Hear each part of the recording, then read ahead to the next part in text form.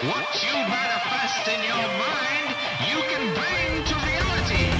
UFC Ottawa just happened this past Saturday.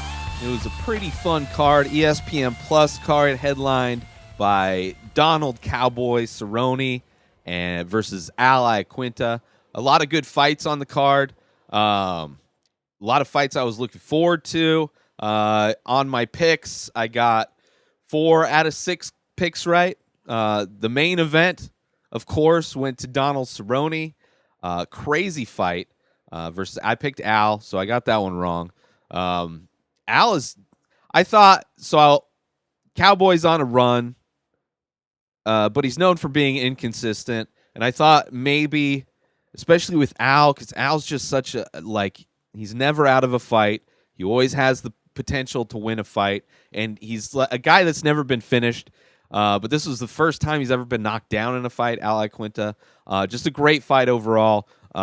It wasn't an easy win for Cerrone, but he had a good game plan going in. Destroyed Al's leg in that fight, but wasn't able to finish it and went to a decision. But unanimous for Cowboy, winning almost every round, all but one round.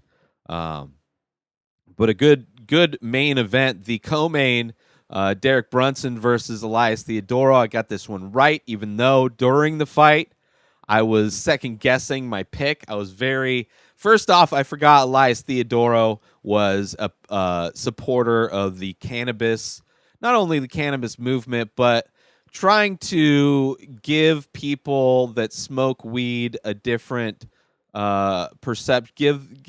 change the perception of people that smoke weed, not the typical stoner kind of typical lazy, like the Cheech and Chong stoners versus like Joe Rogan stoner. But overall, not a huge fan of his fighting style. He tends to run away a lot. He tends to not engage. He likes to counter, which tends to make for boring fights because he's not super effective when he does counter, even though he has been on a winning streak. And that's another reason I was regretting my decision. Brunson wasn't necessarily looking amazing in this fight. Kind of went in more tentative. But overall, I thought he did a great job, Brunson, winning the fight. There were some moments that were pretty exciting, but overall, kind of at par with Elias's fights. Sometimes, I mean, I don't want to completely shit on the guy. The fight before that was Burgos versus Cub Swanson. Cub Swanson from the Valley, where I'm living now, and drive by the mural that's on the side of a gym almost weekly out in Cathedral City.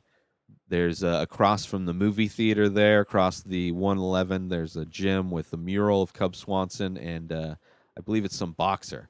I don't know who it is, but I chose Cub. I love Cub. I think he's amazing anyway. But I forgot who Burgos was until the fight started. I'm like, oh, that's Burgos, because he's been dominating and looking great. And it was not an easy fight for Cub. But again, another fighter that you can't count him out. I think in the last round, he turned it up early in the round and just gassed out. Didn't have enough to keep it up for the whole third round. Even though the judges somehow scored it 30-27. One judge scored it 30-27 for Cub, which I don't get that at all. I was hoping going into the third round, maybe it was 1-1, maybe because they were close rounds. And then Cub, I thought, lost that third round, so I didn't think he won it anyway. But Burgos won it. Good win. Cub didn't look horrible, but definitely took a lot of punches, a lot of damage. So we'll see what's the next for him. Then Dvalishvili came in and starts Katona, so that made me feel good starting off.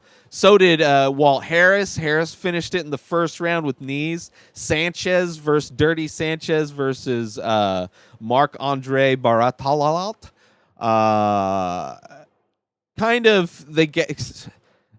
Sanchez's fights tend to go this way where both guys kind of get tired. He has that kind of Forrest Griffin, Stephan Bonner-like exhaustion in his fights. Kind of an old school look to his style of fighting. But he pulled off the win in a split decision. No, it was a unanimous decision. But yeah, it was a close fight. Wasn't not a super dominant performance, I didn't think, but it was a good fight. And his wrestling and his clinching really helped out. So overall, it was a fun card. I enjoyed it. ESPN Plus, always fun to watch that, even though I hate commercials. But moving on to UFC 237, coming at you from Brazil.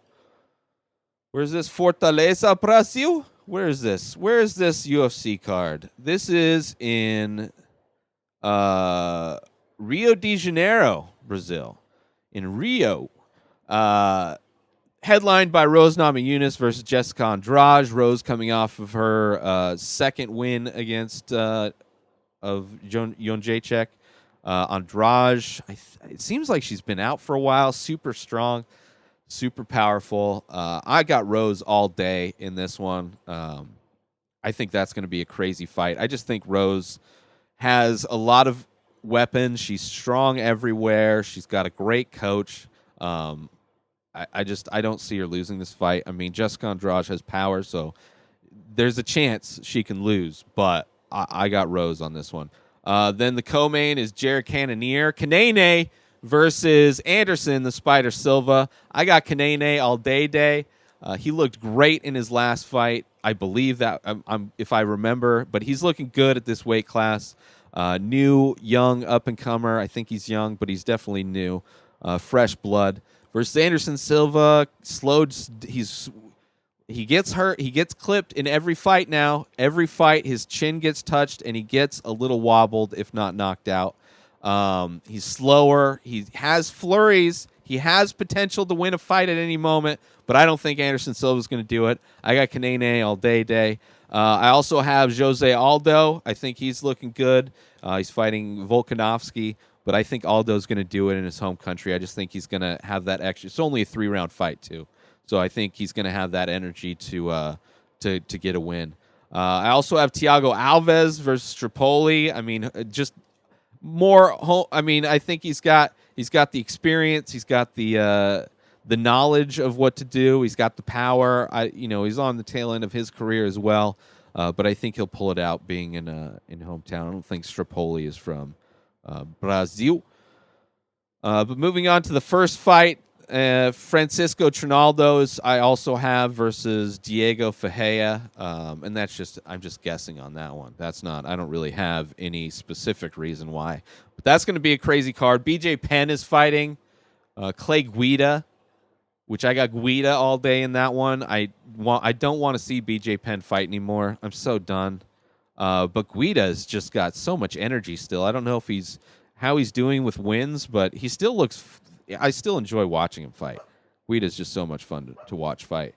But yeah, that's it for UFC 237. My picks for that and my recap of Ottawa. Some fun fights. Looking forward to watching the pay-per-view this coming Saturday.